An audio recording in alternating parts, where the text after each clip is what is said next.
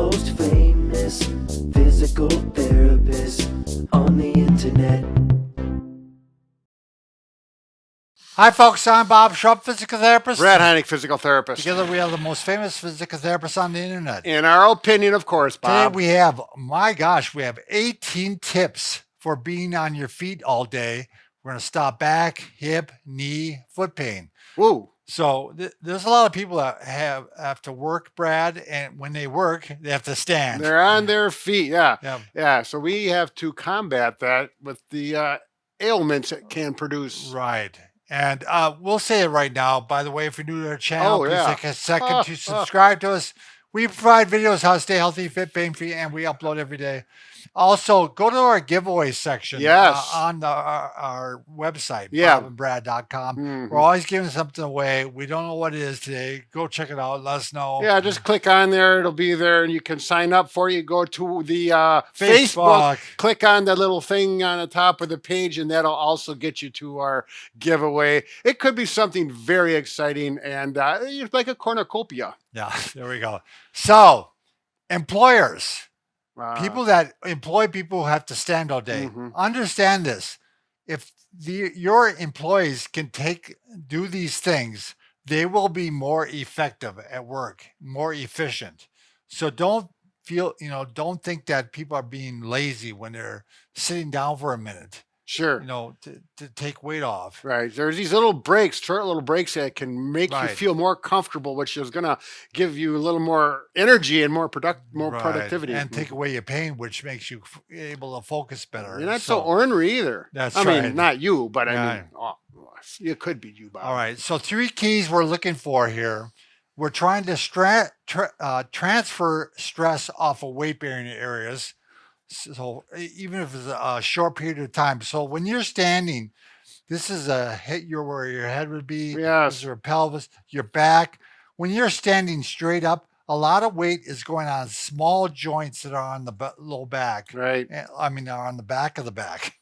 So if you can bend forward like this, even temporarily, it can take some of the stress off of that. We call it a gaps the facet joints, opens them up. You're not going to do that for a real long time, but just sometimes 20, 30 seconds. Right, very short period of time. And the same with their hips and your knees. You're taking stress on one part of the hip.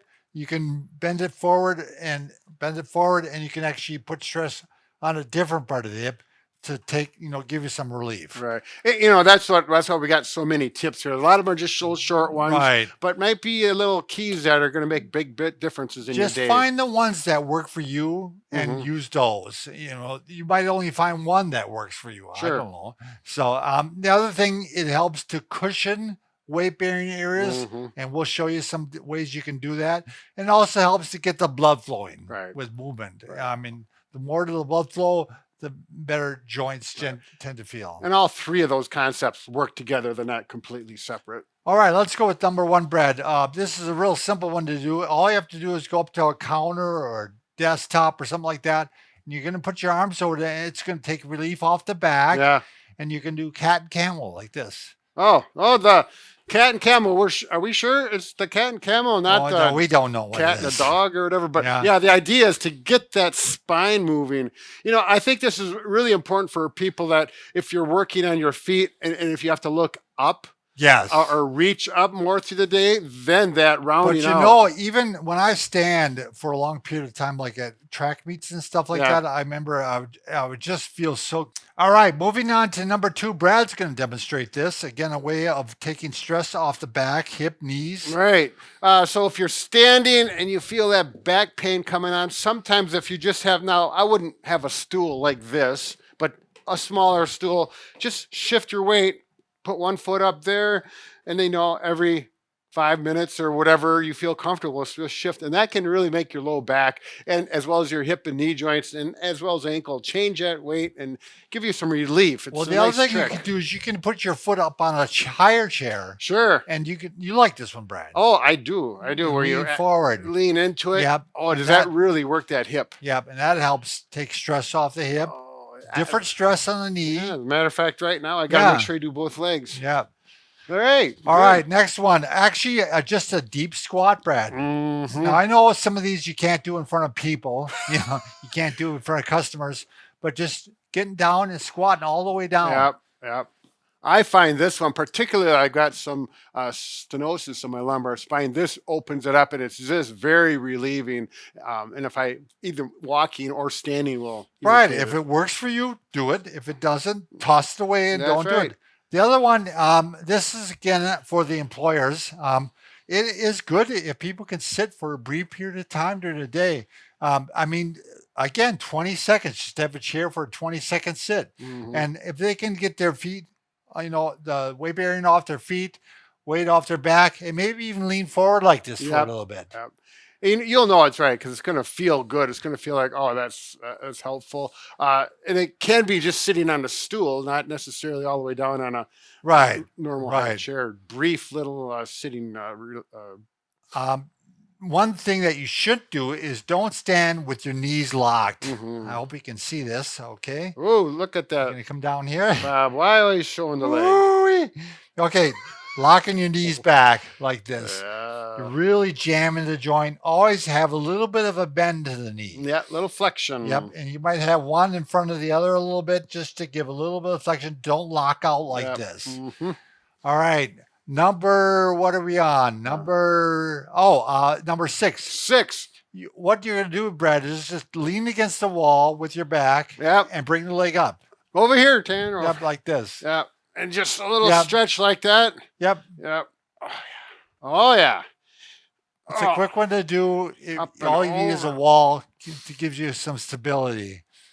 Good. I'm done. All I'm right. ready. If you do a lot of working, this is kind of a little bit still appropriate for this discussion. Let's say you do a lot of working overhead. Yep. What McKenzie has found is by stretching your arms, or even if your arms are level, Mm-hmm. take your arms and go back like Yeah. this. It gives you a respite Yeah. from that. I just do the paddle. Remember the paddle one? Right. I do this every day, and it stretches. Well, That this would works be the good, but arm, the yeah. people have the paddle there. Well, they may have a stick or something. If they're working overhead and they're maybe working on the ceiling, they may have a tool. Or, Sure. I don't sure. know. It'd be No, creative. you won't. But anyway, our next one, we talked about cushioning the weight-bearing surfaces. Yeah. So one thing you could do is you can actually buy cushions to put in your shoes. So instead of arch supports, these are actually just cushions. And you can actually take out the arch support that is in your shoe, possibly. And actually, that's what I did here, Brad. Assuming you don't need the arch support, Right. because sometimes shoes come in with a little. They usually have an insert. They usually don't come with much of an insert from the Right. factory. This is the insert that mine had. Sure, pretty flat. Yeah, pretty flat. And I replaced it with actually kind of a thicker. Now all these are from North Sole. North Sole. Yeah, there's a guy engineer out of Minnesota Mhm. who sent us some of these, and I like them. Yeah, They they're work really well. specifically made for cushioning. Right. And what I did as an experiment, I kept the old cushion in the shoe, and I put the new one in the other shoe, and it was definitely a difference. Sure. I mean, it was. Yep. So That's what it's designed for. northsole.com. That's a SOLE. Right. Like, okay. I just want to mention, a lot of times, particularly in factories, they'll have rubber mats specifically made for Right. that. But oftentimes, people, if you're not at that position and you walk around the facility, you want the cushion in your shoe because then Yes, it's with you. it as follows opposed- you. Yep. But that is number 10. Stand on a cushion. Oh, that Jump worked. bad. Yeah, we got All that. right. The other thing is you can buy cushioned shoes. Yeah. Now, Brad is kind of an expert on this, but there's really most brands, if you talk about Nike, Asics, what are some of the other ones? Brooks, Brooks? Yeah. New Balance. Most brands have like 3 types of shoes. Sure. They have one that is called, like a cushioned shoe. Right. So, and you talk about this, Brad, where you can actually push in with your fingertips, your fingernails. Yeah. Well, into the surface. color of the sole is white. Right. And like this sole is much more dense. It's black. They got carbon impregnated into it, and it makes it much more dense, and it's not as cushiony. But it gives you more support. So there's always a plus The and minus. biggest test, you want to know if you have a cushioned shoe, and my wife needs a cushioned shoe, but is really the bend like this. Yeah, It bends so easily. Yeah, yeah. And she always does best with these. Sure. But I use more of a stability. Yeah, that's stability. Stability shoe. Right. If you got an average arch, although that's a pretty stiff it's stability pretty shoe. stiff. Yep, Yeah. yep. And then the last one is motion control. But I'm guessing if you're going to stand most of the day, I want you to try a cushioned shoe, one with a white sole, and you can push in, and it can easily bend like that. If you go, depending on where you get your shoes, but you gotta learn what works best for you and your foot. Right. I mean, if you put it on, it's not comfortable, you don't buy it. Right. So, one thing, if we want to get things moving, remember we talked about to get blood flow. Yep. So one, you can do toe and heel raises. Oh yeah. So basically, up when you're on the standing, toes, rock back on the heels. It kind of challenges your balance a little bit, but gets those ankles, all the muscles in your ankles and your calf working, which is going to help stimulate and get the blood flow, particularly going up where you want it to go, the old blood. And you can do calf stretches. Oh yes. Oh. Yeah. Again, just for a few one. seconds, it'll help. You can do leg swings where you just swing. Yeah, exactly right. Just like you see runners do it. Obviously, you got to be careful about people in front or behind you. You're not going to do this when you're working with a customer if that happens to be your job. Now, if we want to go up to the arms, we can actually do the Michael Phelps and do arm swings. Michael Phillips? Phelps. Oh, the swimmer. The swimmer. Yes. I don't know if he hunches over that much, though. Oh, he does. No, he goes like this. He does both. He does both. Okay, we got to get Michael over here. Back, we should get him in for a podcast. Shoulder shrugs. Oh. These are good to do. Oh, yes. Get things moving.